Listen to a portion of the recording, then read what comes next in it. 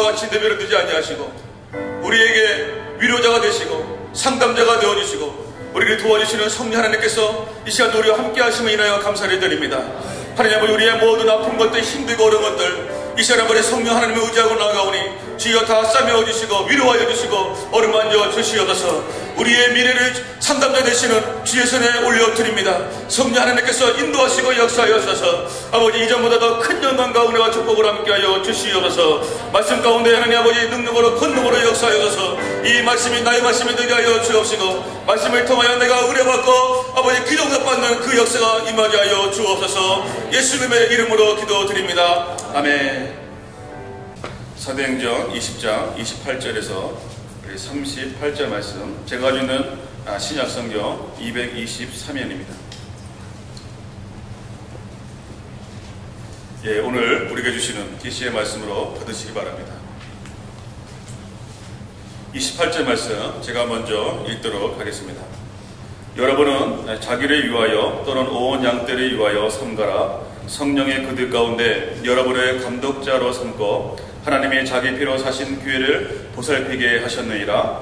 내가 떠난 후에 살아온 이가 여러분에게 들어와서 그 양떼를 아끼지 아니하며 또한 여러분 중에서도 제자들을 끌어 자기를 따르게 하려고 어그러진 말을 하는 사람들이 일어날 줄을 내가 아노라. 그러므로 여러분이 깨워 내가 3년 밤낮 쉬지 않고 눈물로 각 사람을 훈계하던 것을 기억하라. 지금 내가 여러분을 주와 및 그 은혜의 말씀에 부탁하노니 그 말씀이 여러분을 능히 든든히 세우사 거룩하게 하심을 입은 모든 자 가운데 기업이 있게 하시리라. 내가 아무의 은이나 금이나 의복을 담하지 아니하였고 여러분이 아는 바와 같이 이 손으로 나와 내 동행들이 쓰는 것을 충당하여 범사에 여러분에게 모범을 보여준 바와 같이 수고하여 약한 사람들을 돕고 또 주 예수께서 친히 말씀하신 바 주는 것이 받는 것보다 복이 있다 하심을 기억하여야 할지니라. 이 말을 한 후 무릎을 꿇고 그 모든 사람들과 함께 기도하니 다 크게 울며 바울의 목을 안고 입을 맞추고 함께 읽습니다. 다시 그 얼굴을 보지 못하리라 한 말로 말미암아 더 근심하고 배에까지 그를 전송하니라. 아멘. 우리 이 시간은 주는 것이 받는 것보다 복이 있다라고 하는 제목으로 우리 박수기다리 목사님 하나님 말씀 선포해 주시겠습니다. 할렐루야. 여러분들 받는 인생에서 주는 인생이 되게 해달라고 기도하면 하나님께서 그런 인생으로 우리를 인도하여 주실 줄로 믿습니다. 인생의 중요한 특징 중에 하나가 언젠가는 반드시 헤어지게 된다는 사실입니다. 그래서 철이 든 사람의 특징 중에 하나가 늘 헤어진다는 것을 염두에 두면서 인생을 살아가게 된다고 합니다.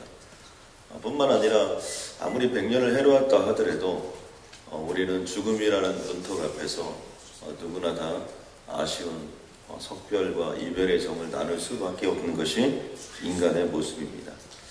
오늘 사도 바울은 에베소에서 3년 동안 있다가 그들과 헤어지는 장면 속에서 다시 그 얼굴을 보지 못하리라. 참 어떻게 보면 너무나 가슴 아픈 것 같아요. 다시는 얼굴을 보지 못하리라. 요즘 같은 때는 핸드폰으로 해가지고 뭐 보내거나 또 사진을 찍어서 이메일로 전송하거나 어떤 동영상으로 이렇게 캡처해서 이렇게 같이 본다거나 이런 상황이 있을 것 같지만 지금부터 2000년 전에는 서로 얼굴을 마주 대하지 않는 이상은 다시는 볼 수 없는 그런 상황들이죠. 사도 바울은 이 헤어짐을 미리 예언을 하고 또 그리고 선포를 합니다. 그리고 헤어지는 장면들이 오늘 마지막으로 이렇게 등장하는데요. 함께 무릎을 꿇고 함께 통성으로 울고 또 서로 입을 맞추기도 하고요. 또 그리고 배에까지 그를 전송하는 장면이 오늘 본문 가운데 이렇게 등장하고 있습니다. 사도 바울이 이렇게 3년 동안 에베소 사역을 정리하면서 이제 에베소에 있는 그 장로님들 또 영적인 지도자들, 평신도, 리더들에게 자신의 사역을 3년 동안 또 그동안의 사역을 다 한번 정리하고 예루살렘으로 복귀를 하면서 오늘의 말씀 속에 그런 부탁의 얘기들이 들어있습니다. 사도 바울의 사역은 크게 4단어로 우리가 계속해서 보았는데요. 겸손과 눈물과 인내와 용기였습니다. 그래서 언제든지 이 단어의 모습들을 가슴에 새기면서 살아가게 되었고요. 그것을 통해서 늘 전파했던 말씀의 핵심은 회개하라, 주 예수를 믿으라. 이게 사도 바울의 핵심입니다. 이것을 가능했던 것은 뭐냐면 성령께 사로잡혀 있었기 때문에 항상 정말 어떤 일이 있어도 겸손하려고 노력했고 겸손했고, 또 그리고 자신의 삶 가운데서 주어지게 됐던 여러 가지 상황들 가운데서 어떤 눈물과 인내로 이것들을 감당할 수 있었던 것 같습니다. 뿐만 아니라 용기를 가지고 계속해서 나아갈 수 있었던 이유도 다른 것이 아니라 사명에 사로잡혀 있었기 때문이죠. 그리고 이런 성령께 사로잡히고 사명에 사로잡혀 있으면서 이것들을 충실하게 감당하려고 충성을 다했고 최선을 다하는 모습, 바로 그게 사도 바울이 우리에게 보여줬던 모습입니다. 이제 자신의 사역을 정리하고 이제는 에베소에 있는 영적인 리더들에게 이걸 부탁을 하는 겁니다. 내가 지금부터 너희들에게 또 여러분들에게 함께 나눴던 우리들에게 주님의 이름으로 이런 부탁을 드립니다. 제가 떠나면 이런 일들이 있을 수 있는데 이런 부분들을 꼭 기억해 주십시오. 몇 가지로 나눌 수 있는데 첫 번째는 내 자신을 위해서, 그러니까 여러분 자신을 위해서, 그리고 양떼를 위하여 절제하고 조심하라는 얘기로부터 시작합니다. 여러분은 자기를 위하여 또는 온 양떼를 위하여 삼가라라는 단어가 등장하는데요. 이 삼가라는 단어는 이 프로세코라는 단어인데 이것은 절제하다, 조심하다 그런 겁니다. 그러니까 지금부터 내가 떠난 뒤에 여러분들이 해야 될 일이 있는데 그것은 절제하고 조심하는 삶을 사는 겁니다. 그런데 그 절제하고 조심하는 사람이 누구를 위해서 그렇게 살아야 되냐? 먼저 우리 자신을 위해서 절제하고 조심하는 거예요. 그리고 온 양떼는 여기서 누구를 가리키냐면 바로 하나님의 몸된 교회의 성도님들, 그러니까 교회의 한 분 한 분들을 가리키는 단어입니다. 왜 그렇게 살아야 되는가? 두 가지로 설명을 하는데, 하나는 성령님께서 우리를 영적인 리더로 불러주셨다는 겁니다. 성령이 그들 가운데서 여러분을 감독자로 삼고, 그러니까 교회의 영적인 리더가 된다는 거, 또 우리가 영적인 리더로 우리가 삶을 산다는 거, 이 모든 사람들은 성령이 기름 부어 주셔서 그런 일들을 감당합니다. 그런데 우리가 여기서 한 가지 조심해야 될 것은 뭐냐면 성령님은 아주 민감하신 분입니다. 그렇기 때문에 기름 부음 받는 것은 정말 감사하고 영광스럽지만 성령님께서 리더들에게는 아주 민감하시다는 거예요. 여러분 이렇게 주일학교 교사를 하거나 또는 다락방을 섬기거나 또는 어떤 제자반이나 이런 데서 모임의 리더를 맡았거나 아니면 교회반에서 리더를 맡았거나 여러 가지 그 부분들의 여러분들이 리더를 이렇게 섬길 때 보면 말 한마디 실수한 거 가지고 성령님께서 민감하게 반응하실 때가 있어요. 이 죄악이라고 보기에도 어렵고 이 경계선에서 왔다 갔다 할 때도 하나님께서 민감하게 다루실 때가 있습니다. 왜 그렇습니까? 그것은 성령이 기름 부었기 때문에, 성령이 세우셨기 때문에 성령이 아주 민감한 거예요. 그러니까 우리가 마지막 시대는 선생이 되지 말라, 그런 의미가 뭐냐면 영적인 리더가 됐다는 것은 그만큼 영적인 리더자들에게 묻는 성령의 민감성도 굉장히 발달되어 있는 것들을 볼 수 있습니다. 또 하나는 하나님이 자기 피로 교회를 사셨기 때문에 온 양떼를 위해서 절제하고 조심하라는 겁니다.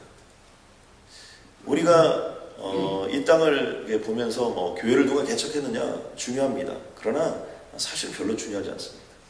왜냐하면 어떻게 이 교회가 세워졌느냐, 그것은 자기 피로 이 교회를 사서 세웠다는 거예요. 여기서 자기 피는 뭐예요? 오직 예수의 피입니다. 여러분 아멘입니까? 그러니까 이 땅의 모든 교회라는 이름 자체는 예수의 피로 세워진 것이에요. 예수의 피로 사서 예수의 생명과 우리의 생명을 맞바꿔서 이 교회가 형성이 되고 오늘날 여기까지 오게 된 것입니다. 그렇기 때문에 교회의 주인은 철저하게 하나님이세요. 교회의 주인은 절대로 목회자일 수도 없고 교회의 주인은 절대로 평신도일 수도 없습니다. 우리는 이 교회를 섬기는 자고 이 교회를 세워져 가는 역할을 하는 한 부분을 감당하고 있는 것이지 이 교회의 주인은 하나님이세요. 그렇기 때문에 우리는 언제든지 어떤 모습이 필요하냐면 교회의 주인 대신 하나님의 뜻에 따라서 이 교회를 섬기는 것이지 우리의 마음대로 우리의 원함대로 교회를 섬겨서는 안 된다라는 사실입니다. 이런 일들을 위해서 우리가 해야 될 일이 뭐냐면 늘 절제하고 조심하는 겁니다. 특별히 이 절제와 조심의 부분 속에서 누가 등장하냐면 사울과 다윗을 비교할 수 있습니다. 사울의 인생은 겸손으로 시작했습니다. 정말 겸손한 사람이었어요. 생긴 것도 잘생겼고요. 그런데 그의 인생이 무엇으로 마지막을 내립니까? 교만으로 마지막을 내립니다. 다윗의 생활은 어떻게 시작합니까? 다윗은요 비천한 생애를 시작합니다. 드러난 것이 별로 없어요. 특별히 뭐 왕이 되는데도 불구하고 어떤 더 이상 그의 이름을 찾지 않는 것을 볼 때 그런 모습을 더욱더 볼 수 있습니다. 그러나 그의 마지막은 무엇으로 표현되어집니까? 영광으로 끝나는 것을 볼 수 있습니다. 왜 그럴까요? 그것은 사울의 생애는 절제하고 조심하지 못했어요. 다윗의 생애는 절제하고 조심했던 모습이 등장합니다. 그래서 우리가 무엇에 대해서 절제하고 조심해야 되느냐? 그것은 하나님에 대해서입니다. 여러분 아멘입니까? 우리가 하나님에 대해서 늘 어떤 경계선이 하나님 우리에게 주어질 때 그런 부분에 대해서 늘 그것을 마음을 가지고 여러분 조심하는 게 좋습니다. 사람과의 관계도 마찬가지입니다. 여러분 어떤 때는 무슨 일을 하는 것도 좋지만 어떤 때는 안 하는 것도 훨씬 나은 때가 있어요. 어떤 때는 정말 말 한마디 더 조심스럽게 하는 게 훨씬 더 좋을 때가 많습니다. 요즘에 기업들이 굉장히 망했는데요. 기업들이 망한 제일 첫 번째 원인이 뭐였냐? 교만이었어요. 이것은 뭐 제가 분석한 내용이 아니고 성사학자가 분석한 내용이 아니고 여기 스탠포드 대학의 짐 콜린스라는 사람이 쓴 그 책에 그런 내용이 나와 있습니다. 그 분석해 보면 기업들이 왜 망하냐? 교만하기 때문에 망한다는 거예요. 교만의 핵심적인 이유 중에 하나가 뭐냐면 무리수를 둔다는 거예요. 어떤 위치에 서게 되면 그것들을 가지고 더 이상 조심하지 않고 더 이상 절제하지 않음으로 인해서 그 무리수가 결국에는 무리수 때문에 성공이 이루어졌는데 또 교만한 그 무리수 때문에 결국에는 절제하지 못하고 조심하지 못하는 것 때문에 오히려 그것이 망할 수도 있다는 얘기를 하고 있습니다. 저는 그러므로 우리들이 이 땅을 살아가면서 늘 절제하고 조심하는 것이 참 중요합니다. 성령의 9가지 열매가 있는데요. 그 성령의 9가지 열매의 첫 번째 시작이 뭡니까? 사랑으로 시작합니다. 사이화오 자양충은 마지막이 뭐예요? 절제. 아무리 많은 것들이 성령의 열매가 8가지가 열렸습니다. 그런데 절제하지 못하면 이 모든 것들을 하나도 담을 수가 없어요. 그만큼 절제가 중요하고 이 조심이라는 단어가 중요합니다. 그런데 이 성령의 9가지 열매는 9사람에게 하나씩 있어도 되는 그런 것이 아니라 한 사람을 가리키는 거예요. 한 사람 안에 성령의 9가지 열매가 맺히는데 그 9가지 열매를 주렁주렁 맺추기 위해서 반드시 필요한 것이 절제예요. 그때 성질을 내가 안 부렸다면, 그때 그 말을 안 했더라면, 그때 거기를 안 걷더라면, 그때 거기서 멈췄더라면, 이런 일들이 결국 우리를 사울이냐 다윗이냐 그런 부분을 만들어냅니다. 실수를 따지고 본다면 성성적으로 볼 때 다윗이 훨씬 많을 수도 있어요. 나 진짜 절제하고 진짜 조심하는 건 뭡니까? 여러분 날마다 하나님과 동행하는 겁니다. 하나님과 동행하지 않고요 절제를 이룰 수도 없고 조심을 이룰 수도 없어요. 하나님 없는 절제, 하나님 없는 조심은 오히려 더 교만해지거나 패망의 지름길이 될 수 있다는 것입니다. 사도바울이 두 번째 부탁하는 것 중에 하나는 뭐냐면 사나운 일이 즉 이단을 조심하라는 겁니다. 벌써부터 그 당시에도 이 기독교에 관해서 비슷한 이단들이 많이 생겼고 해석을 하는 것들 속에서 달라지고 있는 것들을 이미 볼 수 있습니다. 내가 떠난 후에 사나운 이리가 여러분에게 와서 그 양떼들을 아끼지 아니하리라. 또 제자들을 끌어 자기를 따르게 하고 어그러진 말을 하리라. 두 가지로 이 이단의 등장을 이렇게 설명하고 있는데요. 하나는 이단의 특징이 뭐냐면 양떼를 아끼지 않는 겁니다. 그러니까 일은 어떻게 되냐면 양을 잡아먹는 거죠. 이건 특별히 이 시대의 영적인 리더자들에게 경고하는 것도 상당히 많습니다. 그러니까 어떤 목회잖아요. 평신도 리더자들이나 교회를 책임지고 있는 사람들은 교회를 이용해서 뭔가를 하면 안 됩니다. 교회를 이용해서 유명해지거나 교회를 이용해서 뭔가 자기 것들을 착복하거나 교회를 이용해서 뭔가를 하는 사람들, 이런 사람들은 하나님께서 반드시 경계를 하세요. 그것이 심화되면 결국에 뭐가 되는 겁니까? 그것이 심화되면 결국에 이단이 되는 거예요. 뭐 이단 중에 목회자 아닌 사람 누가 있습니까? 그렇기 때문에 이 영적인 부분에서 굉장히 조심스러울 필요가 있고요. 또 하나는 뭐냐면 제자들을 끌어들여 자기를 따르게 하려고 거짓말을 한다는 거예요. 사단의 중요한 특징이 뭐냐면 거짓말입니다. 근데 거짓말을 잘하는 사람의 특징이 뭔지 아세요? 본인이 거짓말을 하는지 모른다는 거예요. 그래서 분명히 그렇게 얘기했는데도 불구하고 그 다음 단어를 딱 들어보면 전혀 안 한 것처럼 얘기하는데 본인이 몰라요? 그때 그 얘기를 어떻게 그런 식으로 했는지를. 이게 진짜 어려운 거예요. 그래서 결국엔 이렇게 고백하죠. 내가 뭐에 쓰였는가요? 뭐에 쓰인 거예요? 사단에 쓰인 거예요. 제자들을 끌어들인다는 건 뭐예요? 이 시대는 미혹의 영들이 굉장히 많습니다. 정말 죄송하지만요, 한국의 모든 이단들이 다 진출한 곳이 LA입니다. LA는 이단의 천지예요. 요즘에 목회하기도 어려운데 이단 또 대책 세우느라고 또 얼마나 목사님들이 힘들인지 모릅니다. 여러분 뭐 신천지, 별천지, 저천지 모든 천지가 다 이단들 겁니다. 동부지역에 또 여러분 신천지가 여러분 진출했다는 얘기들이 있어가지고 여러분 동부지역 목회자들의 모임 속에서 그런 거 연구하고 있고 할 일도 많은데 얼마나 복잡한지. 여러분 제발 쓸데없는 데 좀 정말 안 가졌으면 좋겠어요. 용하다 무슨 점 보러 다닙니까? 아 성경이 있는데 뭐 용하면 얼마. 여러분 성경이면 충분한 줄 여러분 믿으시기 바랍니다. 정말 조심하시죠. 저희들도 어떤 모임에 가면요 딱 들어보고 아 이것은 좀 색깔이 너무 컬러가 진하다 그러면 여러분 저도 내려옵니다. 그러니까 여러분들이 굉장히 조심해야 돼요. 어떻게 이것을 갈라내야 되냐, 어떻게 이것을 구분해야 되냐, 사도 바울은 심플하게 얘기합니다. 내가 3년 동안 밤낮을 쉬지 않고 눈물로 훈계하던 것을 기억하라는 거예요. 그러면서 이런 말씀을 합니다. 그 말씀이 여러분을 능히 든든히 세우사. 말씀밖에 없다는 거예요. 여러분 아멘입니까? 그러니까 말씀에 능통해야 돼요. 저는 여기 있는 모든 분들이 말씀에 능통하시길 주님의 이름으로 간절히 소원합니다. 그래서 딱 들어보니까 아 이거 아니다 여러분이 알으셔야 돼요. 예전에 오카론 목사님께서 이런 얘기를 하는 적이 있어요.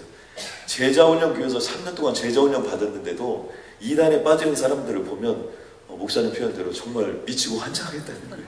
어떻게 그렇게 말씀으로 훈련을 받았는데도 그러냐는 거죠. 그건 말씀의 훈련을 잘못 받았다는 얘기예요. 그러니까 우리들이 해야 될 가장 중요한 것 중에 하나가 뭐냐면 말씀에 능통해서 척 들으면 알아야 됩니다. 여러분 아멘입니까? 뭐 제가 잘은 모르는데요. 뭐 금은방을 오래 하신 분들은 이게 딱 보면 진짜 금인지 이게 18인지 24인지 안다는 거예요. 그거 모르면 어떻게 장사하냐는 거예요. 그리고 다이아도 딱 보면 이게 진짜인지 아닌지 이런 거 다 안다는 거예요. 집사님 아는 거죠? 예, 집사님 뭐 오랫동안 한평생 또 그거 하셨는데 다 안 돼요. 여러분. 우리는 어떻게 돼요? 더 반짝거리면 이거 비싼 건가 보다 이렇게 하수들은 그러죠. 그러나 고수는 더 반짝일수록 이게 아니라는 거 안다는 거죠. 가짜일수록 어떻게 해요? 더 화려하다는 거예요. 그러니까 여러분들이 더 화려하다, 뭔가가 있다. 여러분 그런 곳에는 뭔가가 없는 경우가 훨씬 많아요. 그게 이리가 양을 잡아먹는다는 거예요. 셋째 사도 바울이 우리가 부탁하는 것이 있습니다. 그건 뭐는 쓸데없는 욕심을 버리라는 거예요. 여러분 아멘입니까? 그리고 열심히 주어진 환경 가운데서 일을 하라는 거예요. 그리고 그것을 통해서 나눠주는 삶을 살아라는 거예요. 이 사도 바울의 마지막 이 부탁이요 우리에게 던져주는 의미가 굉장히 큽니다. 사도 바울은 음이나 금이나 의복을 탐내지 아니하였다고 자신의 삶을 고백합니다. 여러분 그래서 뭐 가난하게 살라는 얘기가 아니에요. 내가 필요하면 하나님께 능히 구하고 주님의 이름으로 나아가지만 탐내지 아니하였다. 내 정도 이상의 것들에 대해서 고민하지 않았다는 거예요. 뿐만 아니라 일을 했다는 거죠. 사도 바울은 자신이 텐트 메이커로서의 삶을 가지고 삶을 살았습니다. 그러니까 뭐 지금 저희들이 이렇게 사역하고 있는 것처럼 어떤 교회에서 풀 서포트를 받거나 또는 그리고 어떤 선교들을 지원받았거나 그렇게 사역할 수 있는 환경이 아니었습니다. 왜요? 그 당시에 복음을 아는 자가 없었는데 처음으로 복음을 전하는데 누가 도와주는 겁니까?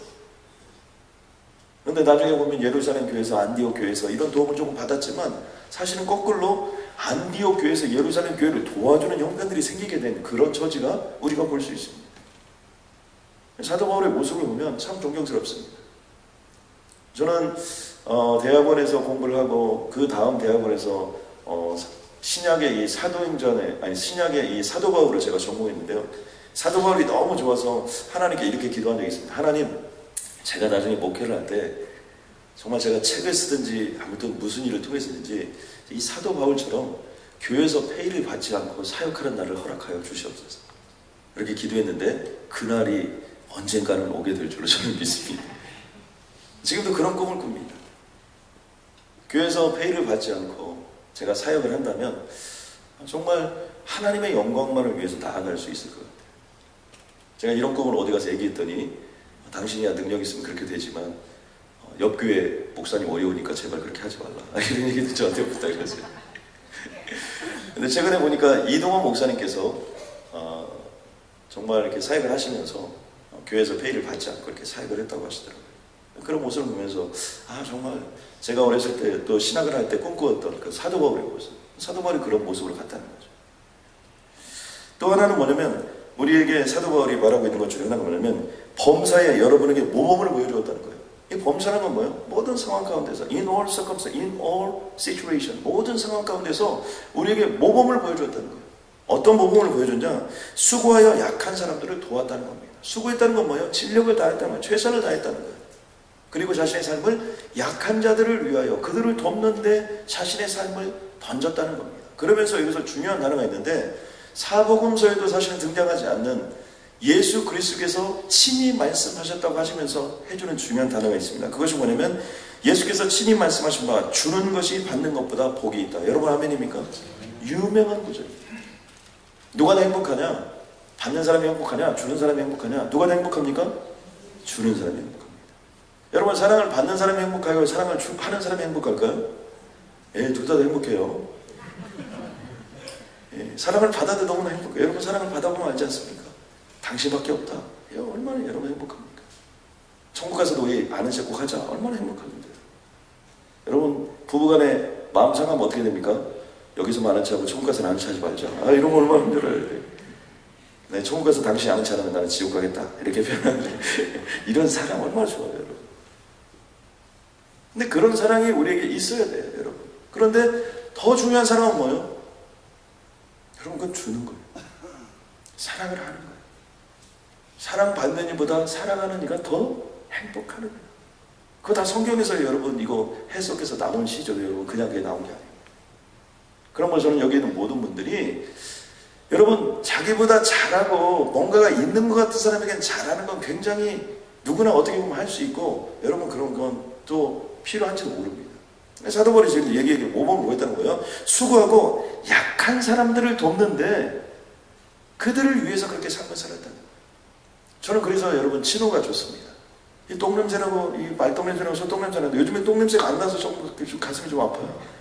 다 이사를 가버려가지고 정말 우리 4년 전에 저기 이 교회 이사 오기 전에 저기는요 진짜 안개 쫙 끼면 끝내줬습니다. 잊을 수가 없어요. 또 뭐 냄새가 암에 좋다고 그래가지고 우리 사역자들끼리 이렇게 들어 마시면서 깊은 숨을 내쉬었던 것을 지금도 이렇게 기억하고 있습니다. 이게 얼마나 좋아요. 그때도 제 교회도 없었던 이곳에서 하나님의 영광을 향해 나갔던 여러분 우리들의 삶이요 이 약하고 부족하고 어려운 것 힘든 것 그 낮은 곳 여러분 이런 곳에서 여러분의 삶과 인생을 보낸 자는요 진짜로 행복한 사람입니다. 여러분 아멘입니까? 그래서 우리가 뭔가를 잘하는 사람 강한 사람 이런 사람에게도 잘해야죠. 그러나 부족하고 연약한 사람 그래서 저는 저희 교회에 정말 힘들고 어려운 분들이 와서 하나님의 역사를 이루기를 원하고요. 정말 동부사랑에게 올 때는 정말 내가 힘들고 어려웠는데 어제 큐티를 하다 보니까 창세기에 그 야곱과 에서가 만나는 장면이 등장하더라고요. 에서한테 먼저 쫙 때를 보내줘. 그러니까 에서가 야곱을 만났을 때 물어보죠. 이게 무엇이냐? 형님 덕입니다. 하나님이 저에게 은혜를 주셔서 정말 이렇게 두 때나 이렇게 해야 합니다. 한때는 형님의 것이고 한때는 내 것입니다. 그러니까 에서가 그런 얘기를 하는 거죠. 에서도 너무나 멋있더라고요. 나는 충분하다. 이거 다 하나님이 너에게 주니까 너에게 가져라. 그러니까 야곱이 이럴 수 없다고. 내가 형님께 받은 은혜가 뭐고 하나님께 받은 은혜가 얼마나 큰데. 그러면서 그 나누는 모습이 여러분 주는 자. 그러면 여러분 오늘부터 받는 인생도 되게 해달라고 여러분 기도해 주시지만 주는 인생, 퍼주는 인생이 되게 해달라고 기도하면 그 역사가 임할 줄로 믿습니다. 그리고 이제 서로 무릎을 꿇고 함께 통성으로 기도를 하고 소리내서 엉엉 울기도 하고 목을 껴안고 입을 맞추기도 하고 또 그리고 배까지 그를 전송하면서 마치는 장면이 오늘의 장면입니다. 여러분 사람은 누구나 다 한 번씩 헤어지게 되어 있는데요. 제가 좋아하는 시가 하나 있습니다. 그 시는 그 천상병 시인이 쓴 귀천이라는 시입니다. 그래서 문수능 여사하고 함께 살았던 천재 시인. 그런데 데모하다가 이런 귀나 이런 데 맞아가지고 바보처럼 한 세상을 살았던 그분이 쓴 시인데 이 내용이 이렇습니다. 나 하늘로 돌아가리라. 새벽빛 와 닿으면 쓰러지는 이슬더불어 손에 손을 잡고 나 하늘로 돌아가리라. 노을빛 단둘이서 기슭에서 놀다가 구름 촌짓하면 나 하늘로 돌아가리라. 아름다운 이 세상 소풍 끝내는 날 가서 아름다웠다라고 말하리라. 와, 제가 이거 대학 시절에 이런 때 접했는데, 나 하늘로 돌아가리라. 이 세상에 살았던 것이 참으로 아름다웠더라고. 근데 그분의 삶은 아름답진 않았거든. 정말 원수들도 많고 정말 말하고 싶지 않은 그런 사람도 많았는데, 그 모든 것들을 다 내려놓고 그런 모습들이 정말 아름답더라고요. 여러분, 그런 것처럼 우리도 마찬가지입니다. 때가 되면 누구나 가구나 다 헤어지는 거예요. 때가 되면 100년을 해로했다 하더라도 여러분, 하나님이 나를 부르시면 두고 떠나야 되는 게 우리 인생입니다. 내 뱃속으로 난 자식을, 한평생을 사랑했던 남편을, 한평생 정말 내가 그렇게 정말 잘해주고 싶었던 그 아내를 우리는 떠날 수밖에 없는 거죠. 그렇기 때문에 여러분, 이런 날들을 위해서 늘 살아가는 날 동안 서로 화목하시고 하나가 되시고, 오늘 말씀하신 것처럼 절제하고 조심하는 여러분이 되길 주님의 간절히 소원합니다. 우리를 미혹하게 하는 것들이 있는데 조심하시고 받는 자가 아니라 주는 자의 삶을 살면 그 영광이 임할 줄로 믿습니다. 주님, 내가 해안에서 보니 빠른 경주자들이라고 선척하는 것도 아니며 용사들이라고 전쟁에 승리하는 것도 아니며 지혜자들이라고 음식을 얻는 것도 아니며 명철자라고 재물을 얻는 것도 아니며 지식인들이라고 은총을 입는 것도 아니라고 주님께서 선포하였습니다. 하나님, 오직 주님이 이 모든 것들을 채워주시는 줄로 믿습니다. 하나님, 내가 받은 것들을 약한 사람들을 위하여, 부족한 사람들을 위하여 마음껏 나누어주는 그런 인생이 되게 하여 주시옵소서. 하나님, 일하는 것들을 자랑스럽게 여길 수 있도록 주님 도와주시옵고, 정말 이 기도의 노동의 자리에 날마다 참석함으로 말미암아 주님의 몸된 교회와 이 땅에 어렵고 힘든 모든 자들을 위하여 정말 눈물을 흘리며 기도할 수 있도록 우리를 인도하여 주옵소서. 하나님, 동사 드림셋도 주님께서 시작하셨사오니 주님이 마무리 지어 주실 줄로 믿습니다. 어떤 어려움과 장애가 있어도 주님이 기적같은 은혜를 베풀어 주실 줄로 믿습니다. 그 영광을 보게 해주시고 능력을 보게 하여 주옵소서. 물고기 2마리와 보리떡 5개를 올려드리는 아버지 하나님, 여기 한 분 한 분들의 삶을 주님 지켜주시고 보호하여 주셔서 그 약속의 말씀처럼 오병이어의 기적이 일어나게 하여 주시옵소서. 5,000명을 먹이고도 12광주가 남는 인생이 되게 하여 주시옵소서. 직장을 섬기든 비즈니스를 하든 자녀를 키우든 무슨 일을 하든 오병이어의 기적이 주인공이 되게 하여 주시옵소서. 하나님, 동부사랑교회 주님 역사하여 주셔서 5,000 가정을 먹이고도 12광주에 남는 기적같은 교회가 되게 하여 주시고 간증하는 교회가 되게 하여 주옵소서. 예수님의 이름으로 기도드렸습니다. 아멘.